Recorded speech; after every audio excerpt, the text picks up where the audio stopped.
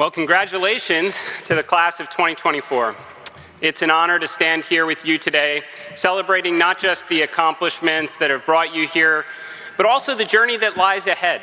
You know, a journey into one of the most interesting and really opportune times that aerospace has ever seen.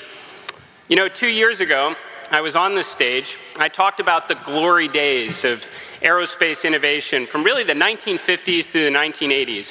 You know, the space race that culminated in the Apollo moon landings, you know, to the SR-71 Blackbird, to the Concorde, you know, the early stealth fighters, the space shuttle. I mean, this was a period of really great learning and accomplishments. We were showcasing American ingenuity across the world stage. I also talked about really an unfortunate and recent aerospace drought, and it's a drought that lasted for probably 30 years.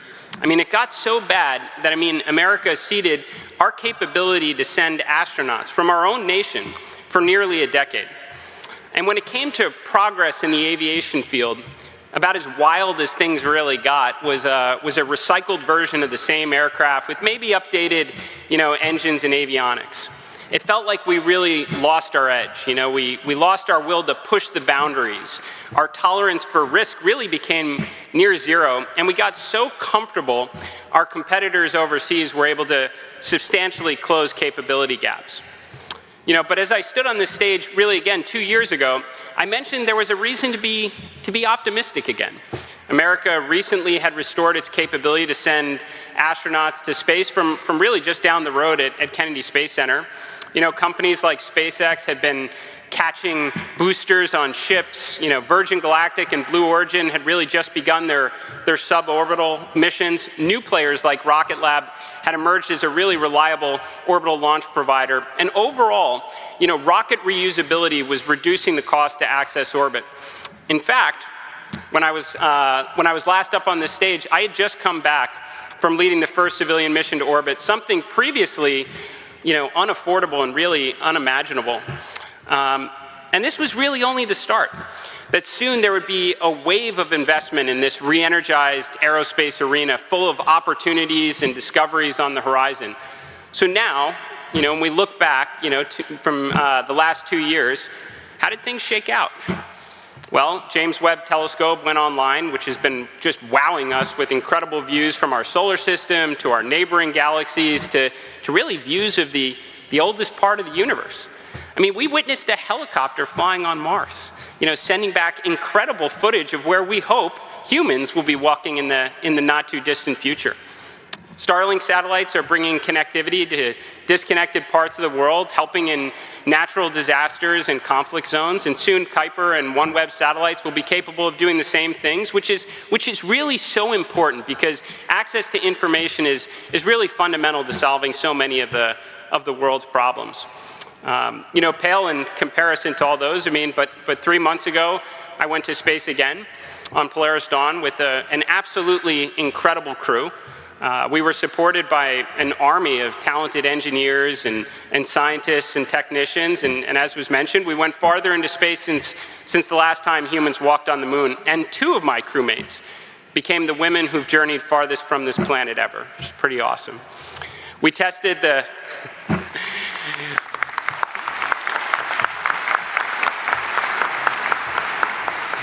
We tested the first new EVA spacesuit in decades during a spacewalk. We tested new laser communications with a global violin performance from space. We, even as mentioned, we put some Embry Riddle technology to work with the Llamas camera, and we continued our important goal to raise hundreds of millions of dollars for St. Jude Children's Research Hospital and their very important mission. So now, in the short time since we've been back, more history has been made many times over. We witnessed Starship, which is this, you know, skyscraper-sized rocket, fly into space and then come back to Earth to be captured again by the launch tower using chopsticks. I mean, this was a very key milestone in reusability for what will become, you know, an interplanetary spaceship. This turns traditional spacecraft design completely upside down and changes the game with space-based refueling, which is reducing the cost materially while increasing the mass that can be accelerated to orbital and even escape velocities. I mean, this opens up so many new opportunities for experimentation in orbit and putting humankind on a path to exploring and really unlocking the secrets of the universe. Now, the next day after that launch, NASA launched Europa Clipper. And they launched a probe to investigate Jupiter's moon, Europa, on a mission to seek out life on another celestial body. I mean, this is wild stuff, and it's happening right now.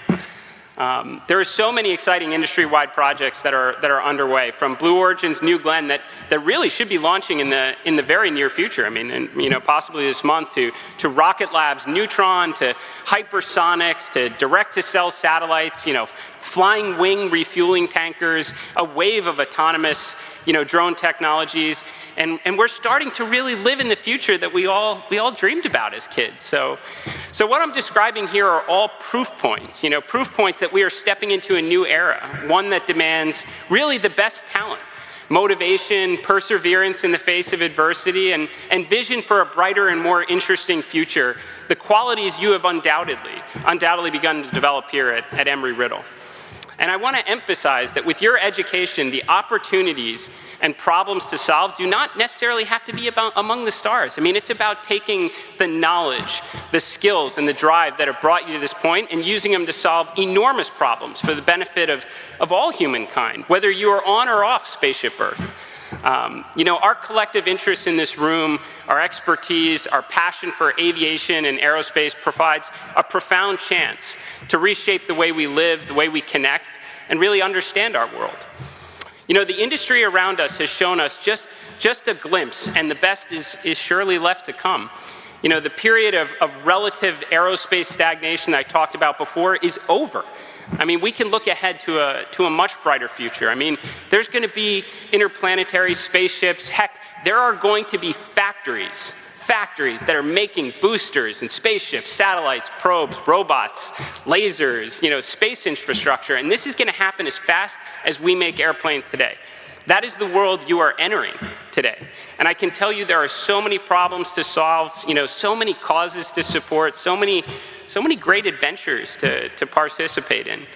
So consider this, just as John F. Kennedy challenged a generation to reach to the moon, today you stand at the precipice of your own moonshots. I mean, we're choosing to return to the moon, to create a future on Mars and beyond, and figure out that space economy. We're going to design aircraft that travel faster, cleaner, more efficiently than they ever have, and to foster a sustainable space and aviation ecosystem. And now it's you who will make these possibilities real, working on and off the planet to create technologies that will carry our civilization across the skies, into space, and into the planets beyond. And along the way, who knows? Maybe answer some of the questions that we've all been thinking about since the beginning of humankind. So now, the path ahead, it's not going to be easy. There will be failures, there will be setbacks, and moments when the goals that you all set out to accomplish seem almost unreachable.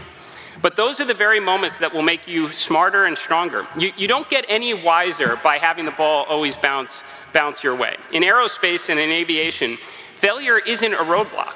It's the foundation of future success story.